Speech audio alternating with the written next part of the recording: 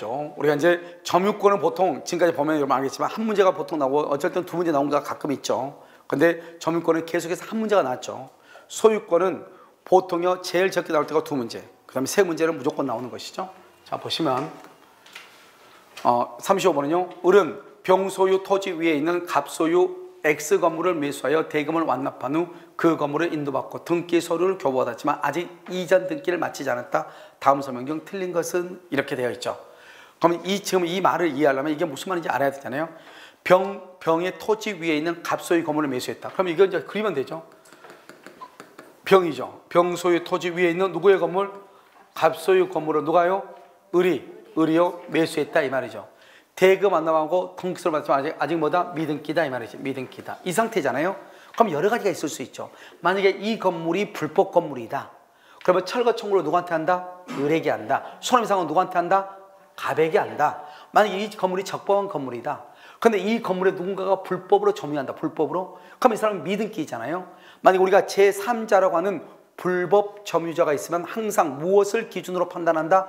등기부를 기준으로 판단한다 이 말이죠. 그러면 이 신축한 사람은 등기 없이도 소유자지만 매수한 사람은 반드시 뭐가 있어야 돼? 등기가 있어야 되는데 미등기죠?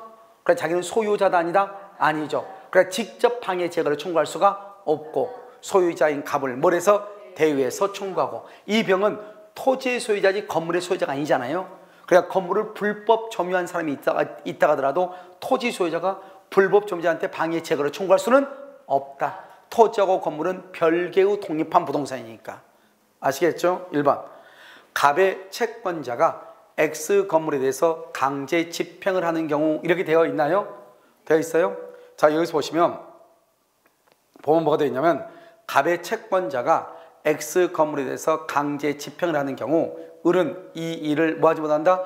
제기하지 못한다. 왜요? 을은 뭐니까? 미등기니까. 여기서 갑의 채권자는 누굴 얘기한다? 제3자를 얘기한다. 제3자. 제3자가 강제 집행한다? 그러면 압류를 했다 이 말이잖아요.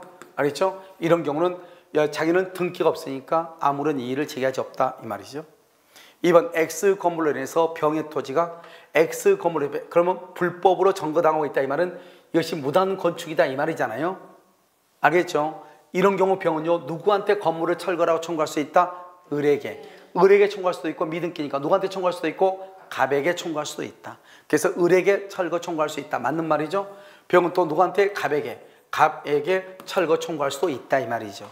누구한테 할 수 있고 병에게도 할 수 있고. 그래서 2번을 맞고 1번은요 제 1번도 맞고 2번도 맞죠. 3번 X 건물의 점유를 건물을 방해하는 사람이 있잖아요. 그럼 방해하는 사람이 있으면 을은 점유권에 의해서 방해받지 청구 이건 되지.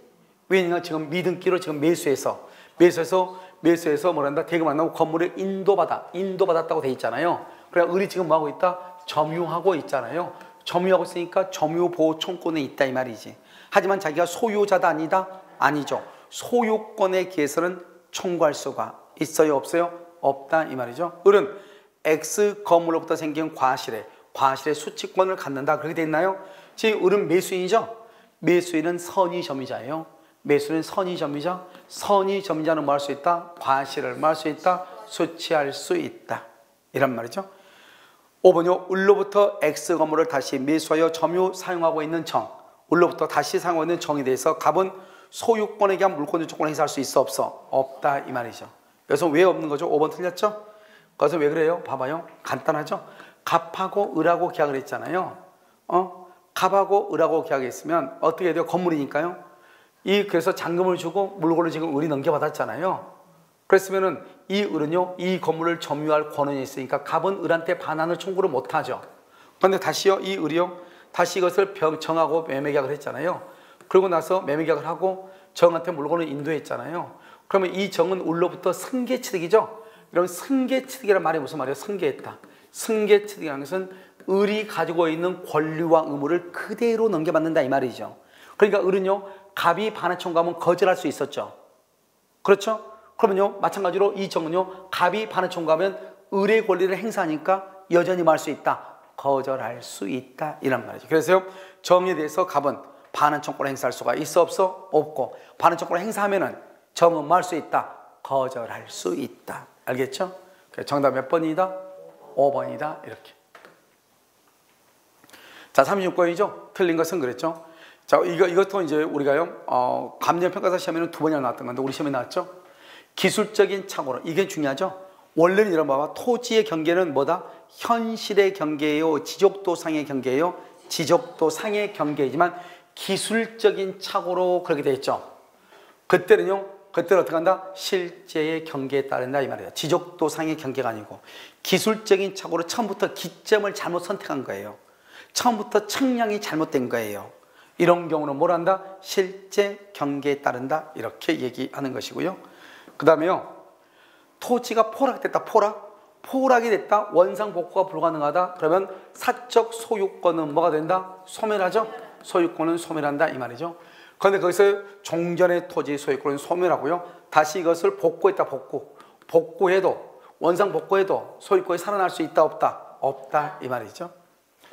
자, 타인의 토지를 통과하지 않으면 필요한 수도를 설치할 수 없는 토지의 소유자는 그 타인의 승낙 없이도 이렇게 되어 있나요? 우리는요, 남의 타인의 토지에 대해서는 뭐 한다? 승낙이 있어야 되고, 승낙이 없으면 어떻게 한다? 판결로 말 수 있다. 가름할 수 있죠. 그래서 먼저 우리가 타인의 토지하고 타인의 토지하고 타인의 주거하고 다른 거예요. 타인의 주거는 승낙 없이는 갈 수가 있어 없어? 타인의 주거는 승낙을 반드시 받아야, 승낙 없이는 안 돼요. 그러면 타인의 토지는요, 먼저 승낙을 받아. 승낙 안 해주죠? 그러면 뭐로 발응한다? 판결로 가름할 수 있어. 승낙을 하고 승낙이 없으면 판결. 여기 승낙이 없으면 아예 못 들어가. 주거는. 알지? 근데 여기는요, 승낙 없이도 할 수 있다. OX. X 이런 말이죠. 4번. 포위된 토지가 공로에 접하게 되어 주의 토지 통행권을 인정할 필요성이 없죠? 그러면 인정할 필요성이 없다. 그러면 어떻게 돼요? 그러면 포위된 토지가 공로에 접하게 되어 주의 토지 통행권을 인정할 필요가 없어진 경우 통행권을 존속한다. 틀렸어요. 여기 보세요. 통행권은 여기서 이렇게 있잖아요. 여기서 이렇게 있으면 이게 지금 갑의 토지고 이게 을의 토지잖아요. 이게 지금 길이 이렇게 있었다면 통행로가요. 이렇게 있었는데 여기서 뭐가 문제가 되죠? 여기가 원래 맹지잖아요. 근데 길이 이렇게 생긴 거예요. 길이 생기면 어떻게 하면 돼요? 이 사람 이쪽으로 팔짝 뛰면 되죠? 그럼 당연히 통행권은 당연히 소멸하는 거예요. 당연히 소멸한다. 알겠죠? 그 다음에 5번요. 존속한다. 틀렸죠? 그 다음에 5번요. 중축된 부분이 기존의 건물과 구조상 유형상 독립성이 없다. 독립성이 없다는 말은 뭐다? 부합이죠. 부합. 독립성이 없다. 부합이다. 다른 말로 뭐다? 구성 부분이다 이 말이에요. 구성 부분이다. 독립성이 없다. 구성 부분이다. 기존의 건물에 뭘 한다? 부합한다. 알겠죠? 부합한다. 그러니까 독립한 부동산의 물건이 된다 안 된다? 안 된다 이런 말이죠. 안 된다. 알겠죠? 아, 틀린 것은 그랬어요? 4번인데 이건요, 조금 더 한번 봐야 되겠네요. 알겠죠? 타인의 토지를 통과하지 않으면 필요한 수도를 설치할 수 없는 토지의 소유자는 그 타인의 승낙 없이도 수도를 시설할 수 있다.